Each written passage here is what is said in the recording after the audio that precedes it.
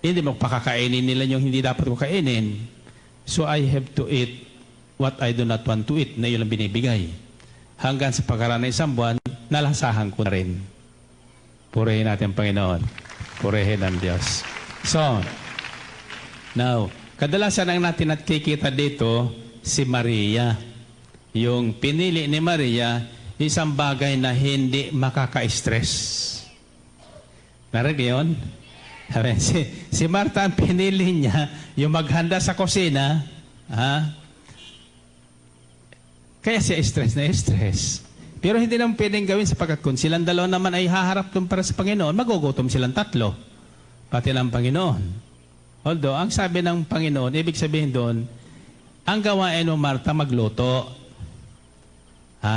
Relax ka lang sa pagluluto. Kung anong kaya mong lutuin, na wala si Maria, yun ang ihain mo sa amin. Huwag ka nag-iintindi ng maraming pakakain sa atin. Hanggang sa ikaw ay nai-stress. Kung anong mayroon dyan, yan ating kainin.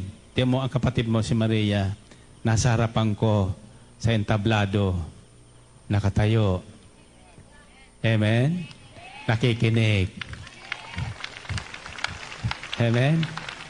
Now, yung nakikinig ng salita ng Diyos, nakakalimutan ang problema. Kaya nawawala sa stress. Nakakalimutan ang sakit, kaya gumagaling. Purihin natin ang Panginoon. Purihin ang Diyos. Kaya sinabi ng Panginoon Kristo, pinili ng kapatid mong si Maria ang isang bagay na mas maganda kaysa pinili mo dyan sa kusina. Pero, kaya ang kuha natin is, what are the root cause of stress?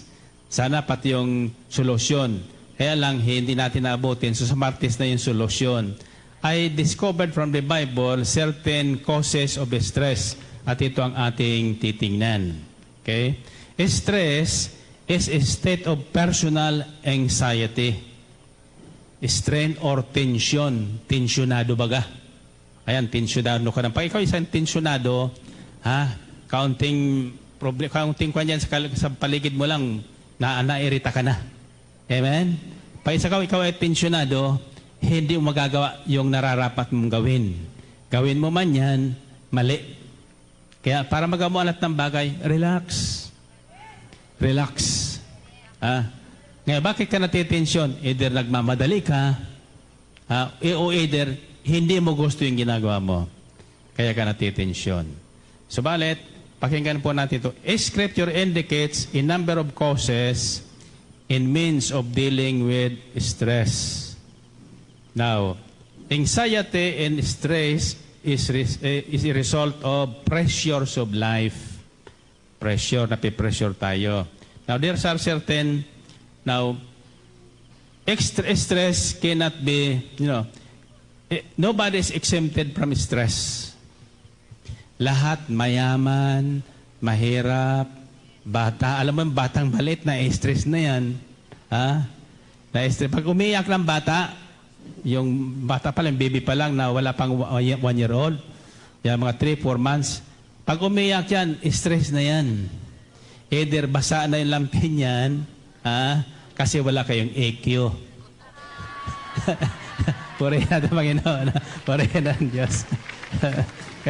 Kaya na-stress na. So pag na-stress yung bata, ma-stress doon yung nanay. Kasi hindi niya alam yung kung ano yung gagawin. Hindi pa nakakaintindi, pa nagsasalita yung bata. Pero yan pala sa bawat iyak ng bata, may isang dalubhasa niya sa Amerika na panood ko doon sa isang television program Alam niya yung mga reaksyon ng bata. Kung anong kailangan, kung nagugutom, kung nagiginaw, kung may sakit. Kasi minsan, iyak ng iyak, hindi natin alam kung anong gagawin. Pakakainin natin, pasusuhin. Yung pala punong-puno ng tiyan. So, bawat iyak niyan, iba, so kung pamasdan yung iyak ng bata, iba-iba ang sound. May may Pag gano'n daw, hindi makatae yun. Ayan, sa pinag-aralan niya, pag binibigay ngayong solusyon, pag nilalapatan natin ang tamang solusyon, napapa yung bata. For example, iyak na kayang bata,